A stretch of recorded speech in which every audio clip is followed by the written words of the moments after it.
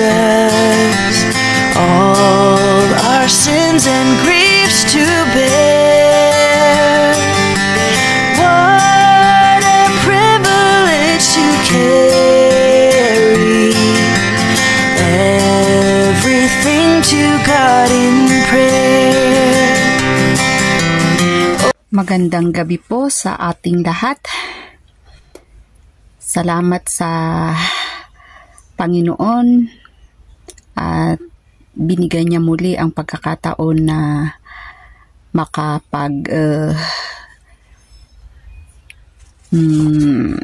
share ng kanyang salita sa gabing ito.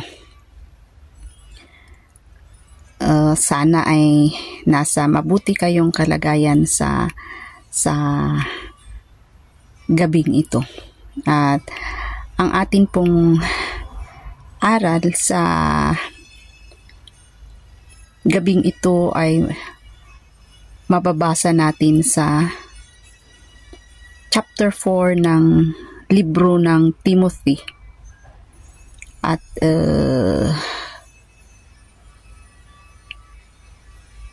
dito sa chapter 4 ng libro ng Timothy ay bahagi ng mga tagubilin ni Apostol San Pablo kay batang Timoteo habang siya ay nasa kulungan. At sinasabi dito ang mga magaganap at magiging ugali o karakter ng tao sa mga huling araw. Pinaalalahanan niya na ang mga tao sa mga huling araw ay hihiwalay sa pananampalataya. Una, hihiwalay sa pananampalataya. Ibig po nitong sabihin ay yung mga taong dati nang may pananampalataya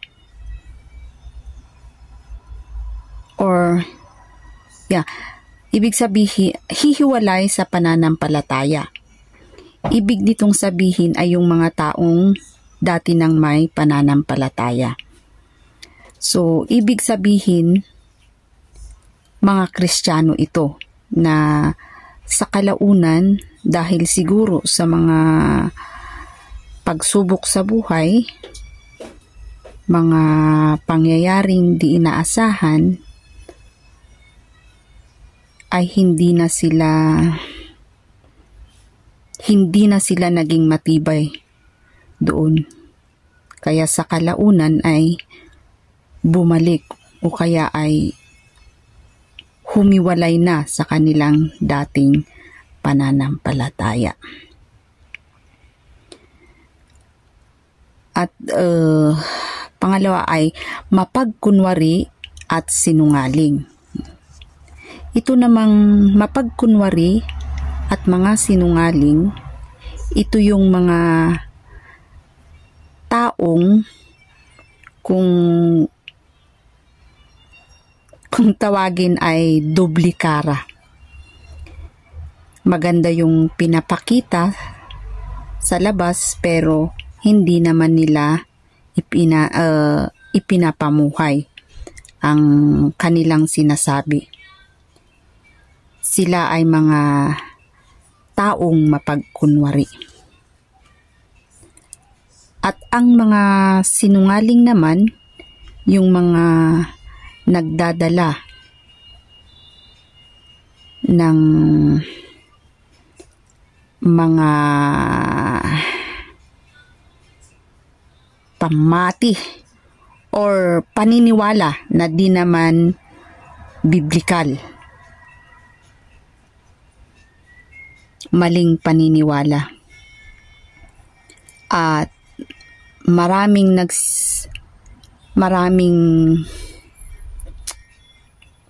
nasisilo dito. Kasi nga maganda yung promotion, maganda yung pagkakadeliver, nila. Kaya sa mga huling araw,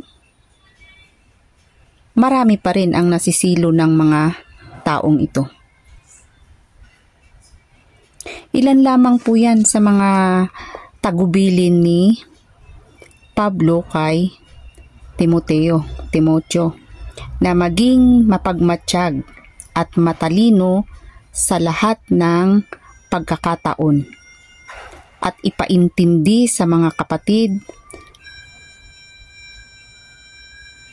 na mga kapatid sa pananampalataya ang mga bagay na matuwid at mabuti.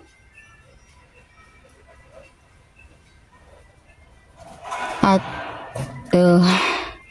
ito pa ang mga kasunod na kanyang sinabi sa verse 7. Iwasan ang mga bagay na hindi mahalaga.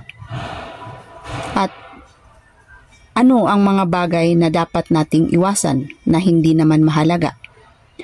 Like for instance, mga pagsisinungaling or ang pakikipagkwentuhan na hindi naman nakakatulong sa paglagong espiritual, or ikwento ang mga kapwa mananampalataya na imbis na tulungan ay nagiging sentro ng topic na hindi naman natutulungan ang kanyang espiritual na pamumuhay. Ito po ang bagay na dapat nating iwasan. Gaya din ng pagbabad sa ating mga cellphone na instead magbasa po tayo ng ating mga Biblia after ng work natin. Ito po mga simpleng bagay lang, pero sa panahon ngayon, kalimitan ito yung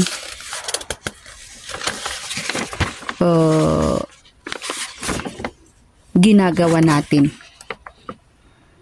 So, hindi po yun nakakatulong.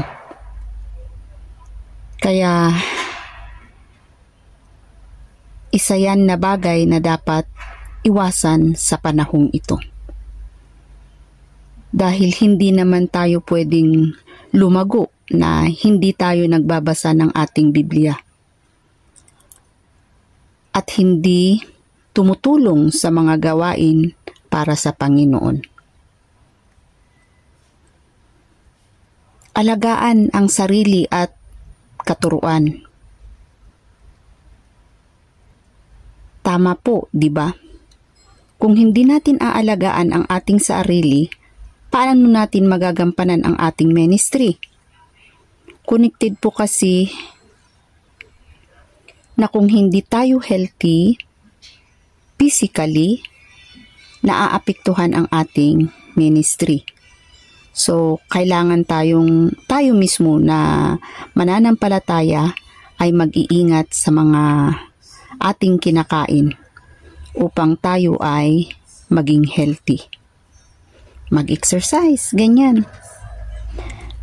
Alam naman po natin ang mga bagay-bagay na nakapagdudulot sa atin ng healthy body. Ito ay upang magampanan natin ng mabuti ang ating itinuturo at maging halimbawa din po sa mga taong ating ministeriuhan or sa mga taong pinagbabahagian ng salita ng Diyos. Kaya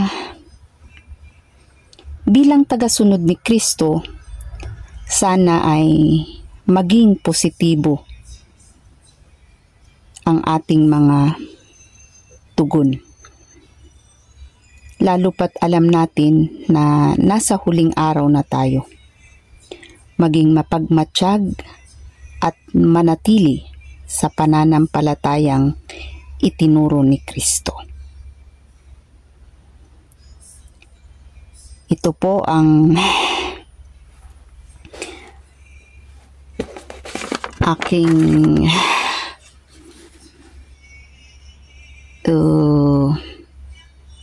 naintindihan dito ito po ang aking aral na siyang ibabahagi sa inyo dito po sa 1 Timothy chapter 4. Salamat po at sana po ay meron tayong napulot na aral at ito ay nakatulong. God bless each one at magandang gabi.